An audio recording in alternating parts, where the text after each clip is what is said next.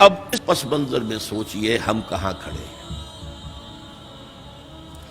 ہم کس شے کی گواہی دنیا کے سامنے دے رہے ہیں؟ ہمارے تو انفرادی معاملات بھی بہت پست ہیں، ہمارے تو معاملات آپس کے غلط ہیں، ہم تو جھوٹ اور دھوکہ اور فریب اور ملاوٹ اور خیانت اور غبن، اس میں تو ہم بہت ہائی مارکس جو ہیں سیکیور کر رہے ہیں۔ جارج برنارڈ شاہ نے کہا، میں جب قرآن پڑھتا ہوں تو محسوس کرتا ہوں کہ اس سے بہتر کتاب ممکن نہیں، اور جب مسلمانوں کو دیکھتا ہوں تو محسوس کرتا ہوں کہ ان سے زیادہ ذلیل قوم کوئی نہیں۔ یہ گواہی ہم دے رہے ہیں، یہ محمد کے ماننے والے یہ ہیں، یہ ہے امتی محمد کے، جو اپنے پاؤں پہ کھڑے نہیں ہو سکتے، جو اپنے معاملات مینیج نہیں کر سکتے، بیکاری، یہ اور کہاں ہے وہ دین؟ کوئی ایک ہی دنیا میں دکھا سکتے ہو کہ یہ ہے دین؟ آؤ see with your own eyes, this is دین الحق۔ یہ جو میں نے آپ سے کہا تھا نا، یہ بڑی نازک ذمہ داری، بڑی نازک، اس کا ایک اندازہ آپ کو ہو جائے گا خطبہ حجۃ الوداع سے۔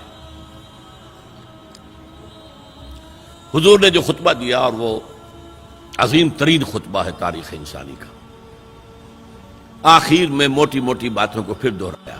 دیکھو عورتوں کا خیال کرو، عورتوں کے حقوق ادا کرو، دیکھو غلاموں کے ساتھ نیک سلوک کرو، جو بھی تھی۔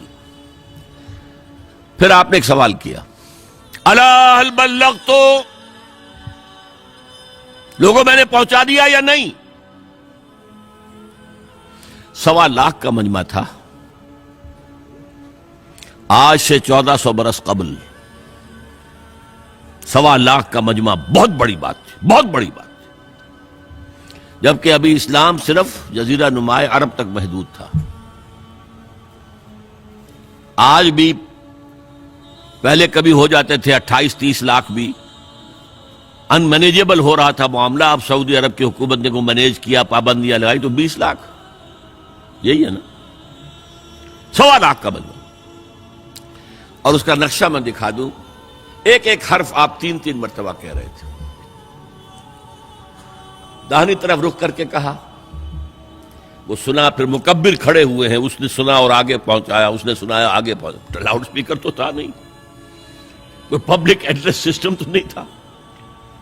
پھر آپ نے سامنے رخ کر کے وہی بات فرمائی، پھر یہاں سامنے کھڑے ہوئے لوگوں نے پہنچایا، پھر بائیں طرف رخ کیا۔ اسی لیے ہر جملے کو، ہر بات کو آپ نے 3 دفعہ کہا، الا هل بلغت، میں نے پہنچا دیا یا نہیں؟ اور عام عادت صحابہ کی یہ تھی کہ اول تو حضور کے سوال پر خاموش رہتے تھے کہ واللہ ورسولہ عالم، یا اگر جواب دیتے تھے تو فرط ادب سے بہت مختصر جواب۔ وہ چلبلے قسم کے شاگرد جو ہوتے ہیں، جو استادوں کو بھی پڑھانا چاہتے ہیں، صحابہ کرام اس طرح کے نہیں تھے، اپنی لیاقت اور ذہانت کا روب جو ہے اپنے استادوں پر گاٹتے۔ وہاں تو یہ تھا کہ ایک بات جواب ہے، یہاں 4 جواب دیے ہیں صحابہ نے۔ انا نشہد انک قد بلغت الرسالۃ وادیت الامانۃ ونصحت الامۃ وکشفت الغمۃ۔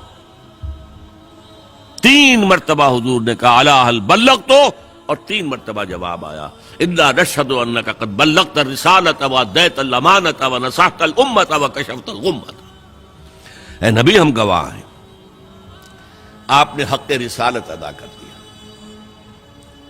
آپ نے حق امانت ادا کر دیا۔ یہ قرآن تو ہمارے لیے اللہ نے نازل کیا تھا نا، آپ کے پاس تو امانت تھی۔ آپ نے امت کی خیر خواہی کا حق ادا کر دیا، آپ نے ہر قسم کی گمراہیوں کے، اندھیاریوں کے، اندھیروں کے پردے چاک کر دیے۔ 3 دفعہ یہ جواب لے کر انگشت شہادت سے اشارہ کیا آسمان کی طرف، پھر لوگوں کی طرف، اللہم اشہد، اللہم اشہد، اللہم اشہد۔ اے اللہ تو بھی گواہ رہے، یہ مان رہے ہیں کہ میں نے پہنچا دیا۔ They can't sue me in your court on the day of judgment۔ یہ میرے خلاف استغاثہ نہیں لا سکتے کہ میں نے پہنچانے میں کمی کی ہے۔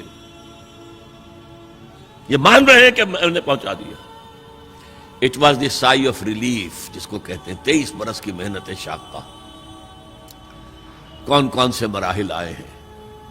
یوم طائف بھی آیا ہے، 3 سال کی شیب بنی ہاشم کی قید بھی ہے، معرکہ احد بھی ہے، احزاب بھی ہے، 70 مبلغین ذبح کیے گئے ہیں. کیا کیا نہیں دیکھا، کیا کیا نہیں جھیلا. لیکن پھر بات کیا ہوئی؟ اب آپ نے آخری بات اللہم اشہد اللہم اشہد اللہ، اور اس کے بعد فَلْيُبَلِّغِ الشَّاهِدُ الْغَائِبَ. اب جو یہاں موجود ہیں ان کے ذمے ہے کہ پہنچائیں ان کو جو یہاں نہیں ہے. میں فارغ، میرے کندھے سے بوجھ اتر گیا، اب تمہارے کندھوں پر آیا. اب اس غائب میں وہ بھی تمام لوگ شامل تھے جو اس وقت دنیا میں تھے اور وہاں نہیں تھے. شاہد اور غائب کا لفظ آ گیا جہاں سے میں نے بات شروع کی تھی. شاہد اور غائب، شاہد موجود، فَلْيُبَلِّغِ الشَّاهِدُ الْغَائِبَ، اور غائب میں وہ بھی ہے جو قیامت تک آئیں گے. یہ ہے اس امت کا فرض منصبی، اور اگر آپ سمجھیں یہ ہے اس امت کا فریضہ رسالت.